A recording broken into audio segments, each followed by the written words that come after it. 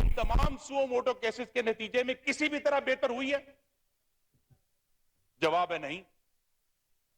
So this exercise of extraordinary authority جو آئین میں دی ہوئی ہے، اس کا پاکستان کو کیا فائدہ ہوا؟ فائدہ کیا ہونا تھا؟ کبھی ترین نقصان ہوا. اور آج جب ہم یہ کہتے ہیں، اور میں شکر گزار ہوں یہاں جماعت اسلامی کے نمائندے نے بھی اس کی تائید کی کہ فل کورٹ بننا چاہیے، کیا امر مانے ہے کہ رائٹ ٹو فیئر ٹرائل کو آبزرو کیا جائے کہ ٹھیک ہے فیئر ٹرائل ہونا چاہیے سب کا؟ کیا امر مانے ہے کہ اس ایکسرسائز آف اتھارٹی میں شفافیت آئے؟ کیا امر مانے ہے کہ یہ جو سنگل اتھارٹی ایزیوم کی گئی ہے اس کو ایک سٹرکچرڈ طریقے سے استعمال کیا جائے؟ کیا امر مانے؟ ہمیں تو نہیں معلوم فل کورٹ کیا فیصلہ کرے، ہمارے حق میں کرے گا، ہمارے خلاف کرے گا، لیکن کم از کم عدالت عالی ہماری دانش ہے وہ ہمارے سامنے آ جائے گی، جس سے ہم محروم ہیں اور مسلسل محروم کیے جا رہے ہیں. اور یہ جو تمام اب زور ہے اس سے یہ لگتا ہے کہ اس پورے آئین میں صرف 224(2) ہے جو یہ کہتا ہے کہ 90 دن میں انتخابات ہوں. میڈم چیئر پرسن، یہ آئین یہ بھی کہتا ہے کہ یہ ایوان پاکستان کے چاروں صوبائی اکائیوں کے ساتھ برابر ٹریٹ کرے گا. یہ آئین یہ بھی کہتا ہے، میں پڑھ دیتا ہوں، equal treatment before the law, Article 4, to enjoy the protection of the law and to be treated in accordance with law is the inalienable right of every citizen wherever he may be. تو پنجاب کے شہریوں کے حقوق ہیں، election ہونے چاہیے. خیبر پختونخوا کے شہریوں کے حقوق نہیں ہیں، ان کو الیکشن ہی چاہیے. So where is equal treatment of the law؟ یہ سوال بنتا ہے. میڈم چیئر پرسن، یہ آئین یہ بھی کہتا ہے کہ الیکشن نئی مردم شماری پر ہو، اور یہ نہیں ہو سکتا. ہماری اجتماعی دانش کے سامنے یہ سوال ہے کہ اگر 2 صوبوں میں پچھلے سینسس اور پچھلی حلقہ بندیوں کے نتیجے میں الیکشن ہو جاتا ہے اور 2 صوبوں میں اور قومی اسمبلی میں نئی مردم شماری اور نئی حلقہ بندیوں پر ہوتا ہے، تو اس سے جو کانسٹیٹیوشنل ڈسٹورشنز کریٹ ہوں گی وہ کون دور کرے گا؟ اور جس کی طرف ابھی توجہ نہیں دلائی گئی میڈم چیئر پرسن، میں وہ بھی پڑھنا چاہتا ہوں. اس ایوان نے 2017 میں الیکشن ایکٹ 2017 پاس کیا تھا، 2017 الیکشن. اس کی کلوز 69 ہے، اس کا ٹائٹل ہے 1 day poll. The Commission shall hold polls for a general election for an assembly on the same day and may simultaneously hold the polls for National Assembly seats and the Provincial Assembly. Part 2, if the Commission is satisfied that polls cannot take place in a constituency on account of a natural calamity or for any other reason beyond their control, the Commission may fix another day for holding the poll in that constituency. اور 218(3) وہ بھی اس آئین کا حصہ ہے جو یہ کہتا ہے کہ الیکشن صاف، شفاف، قانون کے تحت اور کرپٹ پریکٹسز پاک کروانا الیکشن کمیشن آف پاکستان کی ذمہ داری.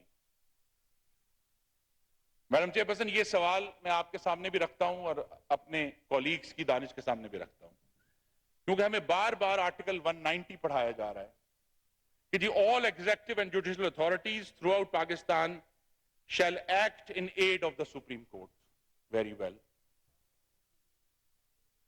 لیکن election commission of Pakistan executive authority نہیں ہے، وہ جوڈیشل اتھارٹی بھی نہیں ہے. اس کا اپنا ایک کانسٹیٹیوشنل سٹیٹس ہے.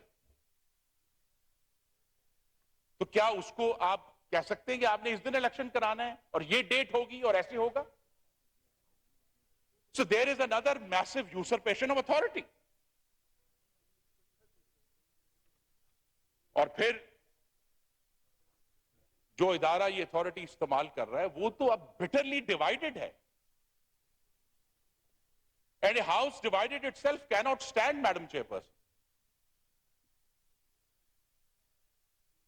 اور ایمبروز بیئرس نے بہت عرصہ پہلے ایک ڈیفینیشن کی تھی کہ politics is a strife of interests masquerading as a contest of principles.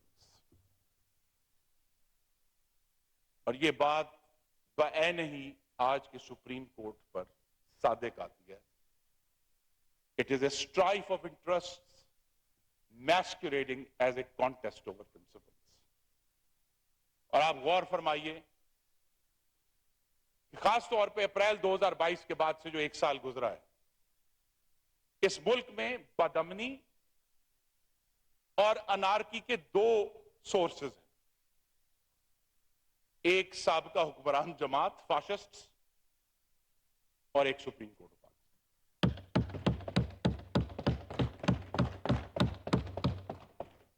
اور یہ کیوس صرف یہاں نہیں ہے. جو پچھلی گرمیوں میں پنجاب کی اسمبلی کے بارے میں جو 63A کے معاملے میں آئین کو ری رائٹ کیا گیا ہے وہ ہم کہاں لے کر جائیں؟ اور پورا ملک ڈیوائیڈڈ ہے بشمول سپریم کورٹ آف پاکستان. یہ میری آبزرویشن یہ نظر آ رہا ہے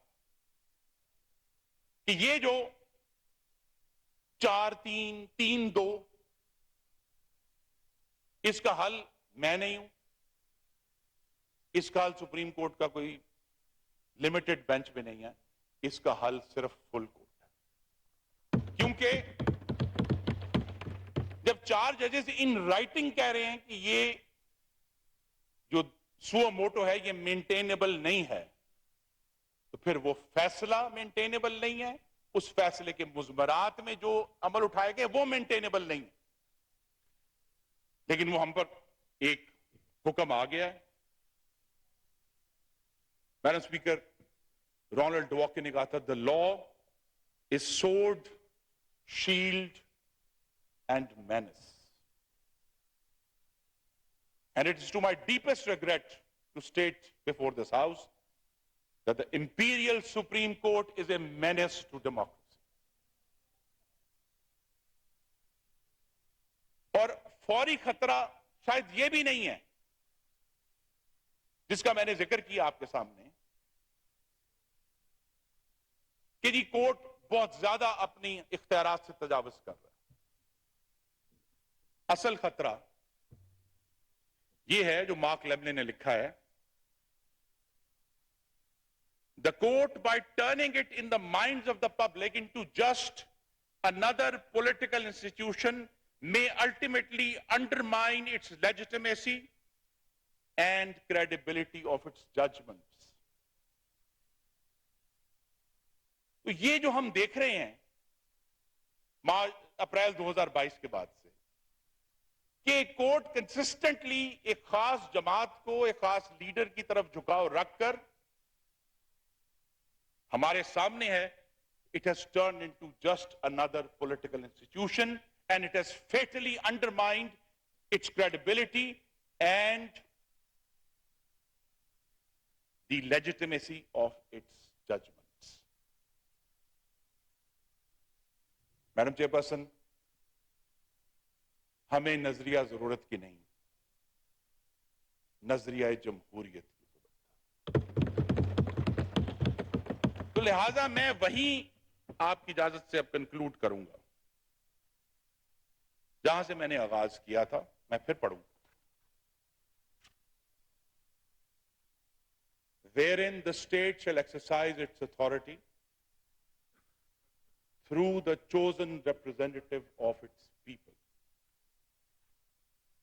اور یہ جو اتھارٹی ہے یہ جب انتظامیہ استعمال کرتی ہے تو ہمارے سامنے ایک طویل جورسپروڈنس ہے, عدالتوں کے فیصلے ہیں کہ جہاں جہاں بھی ثوابدیدی اختیار ہے اس کو کسی ضابطے میں ہونا چاہیے. There has to be a structure to exercise of authority. تو میرا میڈم چیئرپرسن آپ کے توسط سے عدالت عالیہ سے دست بستہ درخواست ہے کہ جو ججمنٹس انہوں نے ریاست کے دوسرے اداروں کے بارے میں دی ہیں اس کا اپنے اوپر بھی اطلاق کریں. The exercise of authority has to have a structure.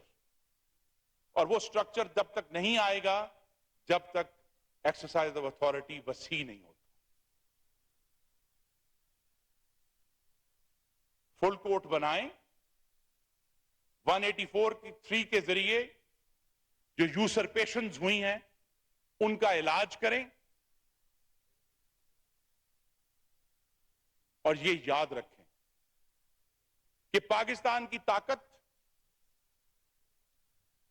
Pakistan کے عوام سے اٹھے گی انشاءاللہ. چاروں صوبوں سے اٹھے گی, گلگت بلتستان سے اٹھے گی, آزاد جموں کشمیر سے اٹھے گی. یہ ہے وہ طاقت. اور اسی لیے 50 سال پہلے جب ہمارے اسلاف نے اس آئین کے اوپر دستخط کیے, یہ آئین خالق ہے سپریم کورٹ آف پاکستان. یہ آئین خالق ہے تمام اداروں کا. آج اگر ادارے, آئینی ادارے فیصلہ کر رہے ہیں, اس ایوان نے اور سینیٹ آف پاکستان نے ابھی پچھلے ہفتے اپنی جو لیجسلیٹو ساورنٹی ہے اس کا استعمال کرتے ہوئے انہوں نے قانون پاس کیا, اس کا احترام ہونا چاہیے. میرا ذاتی احترام نہیں, میرے ساتھ بیٹھے ان کا احترام نہیں ذاتی ہے, حیدرآباد کے ووٹروں کا احترام کرنا, گجرانوالہ کے ووٹروں کا احترام کرنا, لسبیلا کے ووٹروں کا احترام کرنا ہے, مردان کے ووٹروں کا احترام کرنا ہے, کیونکہ وہی they are the source of whatever this state contains. They are the only source of legitimacy. اور اسی لیے اس ایوان کو ہم یہ لفظ استعمال نہیں کرتے کہ جی سب سے بالا تر ایوان نہیں ہے, لیکن سب سے زیادہ خود مختار ایوان ہے, کیونکہ میں جس زمین پہ کھڑا ہوں اس کے نیچے 5 لاکھ ووٹر کھڑے, ان کی منشا کی وجہ سے میں یہاں کھڑا ہوں. اور یہ جو احترام ہے پاکستان کے عوام کا, اس کا تقاضا یہ ہے کہ سپریم کورٹ آف پاکستان اپنے معاملات میں وہی شفافیت لے کر آئے, وہی فیئرنس لے کر آئے, وہی اسٹرکچرڈ ایکسرسائز آف اتھارٹی لے کر آئے جس کے فیصلے وہ کرتے رہے, اور جو حالیہ فیصلوں میں مفقود ہیں. They are nowhere to be seen. اور یہ جو امپیریل سپریم کورٹ ہے میڈم اسپیکر, جس طرح جسٹس منصور علی شاہ نے لکھا ہے, it has to become a court of the Constitution of Pakistan, to serve the people of Pakistan and to preserve, protect and defend the Constitution of Pakistan, جس کا ہم سب نے حلف اٹھایا. تو میں آپ کا بے حد شکر گزار ہوں, آپ نے بڑی پیشنس سے مجھے سنا ہے. اس قوم نے عوام کے حق حاکمیت کے لیے قربانی دی, شہریوں نے قربانیاں دی, سیاسی لیڈروں نے قربانیاں دی ہیں, شہادتیں ہوئی ہیں, جیلیں کاٹی گئی ہیں, ٹارچر سہے گئے, اور یہ ہمارا فرض ہے, اس ایوان کا فرض ہے کہ یہ جو سب سے قیمتی متاع ہے, which is the legitimacy given to us by the people of Pakistan, جو پاکستان کے عوام نے, آپ اسے طاقت نہ کہیں, ایک قانون ہے جو آئین میں لکھی ہے, اس دفاع کے لیے مجھے خوشی ہے, میں دیکھ رہا ہوں ایک کنسنسس ہے کہ ہمیں آگے بڑھنا ہے. تصادم نہیں میڈم چیئر پرسن, لیکن اپنے حق پر اصرار کرنا ہے, کیونکہ حق یہاں لکھا ہے پاکستان کے عوام میں. تو یہ ہمارا اصرار ہے کہ اس آئین میں صرف 224(2) نہیں ہے, پورے آئین کو پڑھنا ہے, سینسس کو بھی پڑھنا ہے. ہمارے سابقہ قبائلی علاقوں کے عوام جو احتجاج کر رہے ہیں کہ ان کو ان کا حق ملے, ان کو بھی سننا ہے. کیونکہ جو آخری بات مجھے کرنی ہے وہ یہ ہے میڈم چیئر پرسن, کہ آج جو تناؤ اور خرابی اور بے یقینی ہم دیکھ رہے ہیں, اس کی بنیاد 2017 سے شروع ہوئی پاکستان کی سیاست اور حاکمیت میں غیر آئینی مداخلت. یہ وہ تروڑ مڑوڑ ہے جس کی زہریلی فصل ہمارے سامنے کٹ رہی. اس طرح کا ایک اور انتخاب یہ قوم برداشت نہیں کر سکتی. ہم اس کے متحمل نہیں ہو سکتے جس میں سیاسی لیڈروں کو ڈسکوالیفائی, جیلیں, جماعتیں توڑی گئیں, کسی سے ٹکٹ واپس لیے گئے, لوگوں کو ایک جگہ سے اٹھا کر دوسری جگہ رکھا گیا, زبردستی کی گئی. کس لیے؟ لاڈلے کو حکومت میں لانے کے لیے. یہ وہ تروڑ مڑوڑ ہے جس میں ہمیں ایکنالج کرنا پڑے گا کہ عدلیہ کا بھی کنٹریبیوشن ہے.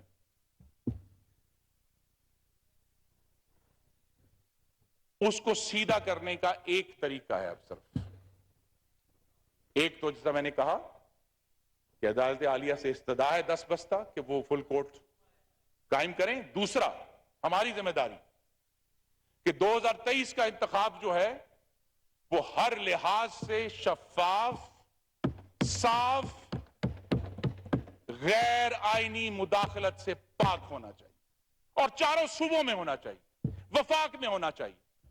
تبھی 76 سال کے بعد ہم آگے بڑھ سکیں گے, اور آئین بننے کے 50 سال بعد کہہ سکیں گے اپنے اسلاف سے کہ جو یہ آپ دستاویز ہمیں دے کر گئے ہیں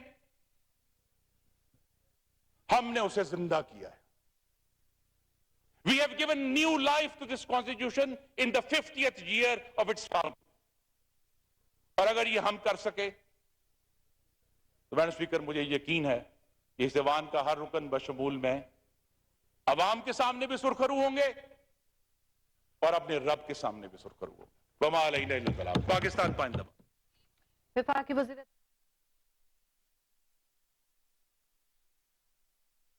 شماری کا ہونا ضروری.